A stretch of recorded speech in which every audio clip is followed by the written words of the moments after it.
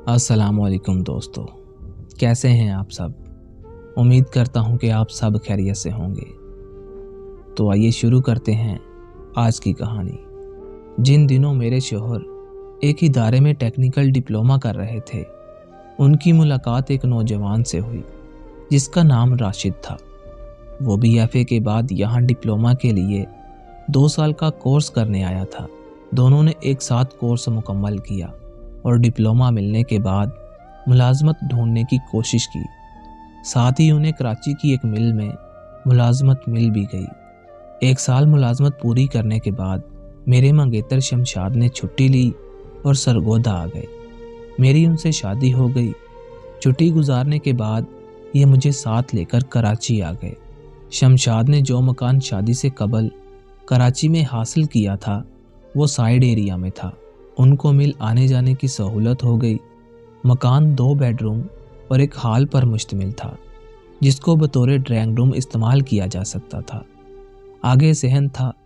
देहाती तर्ज का बना हुआ ये मकान मेरे खामन को इसलिए पसंद आया कि एक तो ये कदरे कुशीदा था, फिर इसमें मेहमानों को ठहराने की गुंजाइश भी थी। क्योंकि ये घर ग्राउंड फ्लोर पर बना हुआ था, इसलिए मकान की छत भी हमारे इस्तेमाल में थी। ये मकान हमारी ज़रूरियात से ज़्यादा था, ताहम खुली हवा और धूप घर में आती थी। इस वजह से उन्होंने थोड़ा सा किराया ज़्यादा होने के बावजूद इसे ले लिया। हम दोनों नए दुल्हा दुल्हन थे, एक पल भी एक दूसरे से जुदा रहना नहीं चाहते थे। मैं यहाँ आकर बहुत खुश थी, ताहम जब ये मिल चले जाते मुझको दिन भर की तन्हाई का सामना करना पड़ता था। घर की सफाई सुथराई और दीगर घरेलू कामों में खुद को मसरूफ़ कर लेती। आसपास कोई मकान इतना करीब ना था कि किसी के यहाँ आना जाना होता। मकानात कुछ फासले पर बने हुए थे और हमारे घर के इर्द गिर्द प्लाट खाली थे। यह मकान दीगर आबादी से कटा हुआ लगता था। दिन की तन्हाई को खुशी से बर्दाश्त कर रही थी, क्योंकि मैं अपने खामन से बहुत मोहब्बत करती थी। उनकी खिदमत में मुसर्रत महसूस करती थी। एक रोज़ शमशाद घर आए तो बोले, मेरे दोस्त राशिद की भी शादी हो गई है। बीवी को साथ रखना चाहता है, लेकिन यहाँ उसके पास रहाइश का बंदोबस्त नहीं है। अगर तुम्हारी सलाह हो तो मैं उसे आधा मकान रहाइश के लिए ऑफ़र कर दूँ। इस तरह किराया भी आधा आधा कर लेंगे और तुम तन्हाई से भी निजात पालोगी। मैंने बखुशी ये बात मान ली। मैं तो यही चाहती थी कि कोई और फैमिली भी हमारे साथ रहे। बेशक उन दिनों कराची अमन का गहवारा था, लेकिन फिर भी अकेले घर में रहने से औरत को डर तो लगता ही है। कुछ दिन बाद राशिद भाई अपने गांव चले गए और बीवी को साथ ले आए, जिसका नाम सकीना था। ये नई नवेली दुल्हन थी। हाथों में मेहंदी अभी तक लगी थी। बहुत खूबसूरत नौजवान लड़की थी, हंसमुख, मिलनसार और काम काज में फुर्तीली। मेरी उसके साथ पहले ही रोज़ बन गई। सुबह हमारे मर्द काम पर चले जाते और सकीना मेरे पास आ जाती। हम बातें करते करते मिलजुल कर मिनटों में काम कर लिया करते। मेरा वक्त अच्छा गुजर जाता। वो भी खुश थी कि आधा घर रहने को मिल गया है। सहन एक ही था, लेकिन कमरा और एक गुसल खाना उनके इस्तेमाल में था। किचन हम दोनों मुश्तरका इस्तेमाल करते थे। एक गुसल खाना सहन में, दूसरा छत पर था। यूं 2 फैमिलीज़ का बआसानी गुजारा हो रहा था। वो अच्छी आदत की मालिक थी, सादा फितरत थी, मेरा अदब करती थी। मुझे उसने शिकायत का कभी कोई मौका ना दिया था, बल्कि मेरे कामों में भी मेरा हाथ बटा देती थी। हमारा रिश्ता बहनों जैसा बन गया। इस पर हमारे खामन भी बहुत खुश थे। वो तो अरसा पहले से दोस्त थे और अब हम भी दोनों सहेलियां बन गई थीं। एक फैमिली की मानिंद हो गए थे। परदेश में तन्हाई का जो एहसास होता है वो जाता रहा। शहर को भी जाते तो इकट्ठे जाते, वरना मज़ा ना आता। कराची आए 3 माह गुजर गए थे कि सकीना को एहसास हो गया कि वो उम्मीद से है। उसने मुझे बताया कि कुछ खाने को जी नहीं चाहता और काम करने से चक्कर आते हैं। मैं उसे करीबी क्लिनिक ले गई। डॉक्टर ने बताया कि यह उम्मीद से है। कुछ ताकत की दवाएं भी लिख दी। ये खुशखबरी सुनकर राशिद भाई बहुत खुश हुए। 4 माह और गुजर गए तो एक दिन उन्होंने छुट्टी ली और बीवी को गांव उसकी वालदा के पास छोड़ने चले गए, क्योंकि ज़चकी के दिन करीब थे। अब सकीना को खुसूसी देखभाल की ज़रूरत थी। दिन गुजरते देर नहीं लगी। वो दिन भी आ गया जब सकीना के घर वालों की तरफ से राशिद भाई को एक नन्ही बच्ची की पैदाइश की खुशखबरी मिली। वो बहुत खुश हुए और फौरन छुट्टी की दरख्वास्त देकर अपने गांव चले गए। गांव में 3 दिन तक रहकर वो वापस आ गए, क्योंकि सकीना अभी साथ आने की हालत में न थी। मुझे बताया कि मेरी बच्ची बहुत प्यारी है, बिल्कुल नन्ही परी जैसी है। 1 माह गुजर जाए तो बीवी और बच्चों को ले आऊँगा। अब इस शख्स का दिल बीवी और बच्ची के बगैर नहीं लगता था।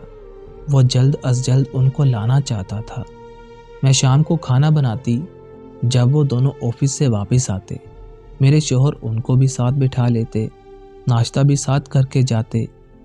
मगर अपने घर का सुख मर्द एक बार देख ले तो बीवी के बगैर उसका दिल नहीं लगता।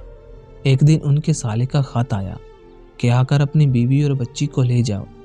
राशिद ने छुट्टी ली और गांव चला गया। इत्तेफाक ऐसा हुआ कि वहां पंचायत किसी झगड़े का फैसला करने को बैठी थी, तो झगड़े में राशिद के बड़े साले को भी मुलव्वस किया गया। वो इस पंचायत में गया हुआ था। सास ने राशिद भाई से कहा कि जाकर पंचायत में देखो क्या हो रहा है। वो वहां गया तो कुछ लोग उसके साले रब नवाज को झगड़े का सरगुना करार दे रहे थे कि उस शख्स के उकसाने पर फसाद बढ़ा और हाथापाई हुई और फ्रीकैन जख्मी हो गए। अगर ये वहाँ ना होता तो लोग उनकी आपस में सुलह कराने में कामयाब हो जाते। जब दीगर लोगों ने भी गवाही दी कि रब नवाज फसाद को हवा देने का जिम्मेदार है, तो गांव के सरदार ने राशिद को मुखातिब करके कहा कि भाई तुम पढ़े लिखे आदमी हो, तुम ही बताओ तुम्हारी क्या राय है। राशिद काफ़ी लोगों के दलाइल और गवाही सुनकर इस नतीजे पर पहुंच चुका था कि उसके साले का भी कसूर है। उसने कहा कि रब नवाज भाई मुतासरीन से माफ़ी मांग लें। मुझे यकीन है कि वो उनको माफ़ कर देंगे। अगर वो माफ़ी ना कबूल करें तो फिर बेशक आप लोग जो भी फैसला करें। उस वक़्त राशिद के साले को बहनोई की ये बात बहुत बुरी लगी और उसने यही जाना कि राशिद भाई ने साफ गोई से काम लेकर उसकी खुल्लम खुल्ली मुखालफत की है। बीवी के बड़े भाई ने बुग़्ज़ दिल में पाल लिया। राशिद बीवी को मैके से लेने गया तो किसी ने उसको मुंह तक न लगाया। बीवी ने भी कहा कि बड़े भाई इजाज़त देंगे तो आपके साथ चली जाऊंगी, वरना नहीं। चंद दिन की छुट्टियां थी। राशिद भाई की परेशानी काबिले दीद थी। उसे वापस भी जाना था।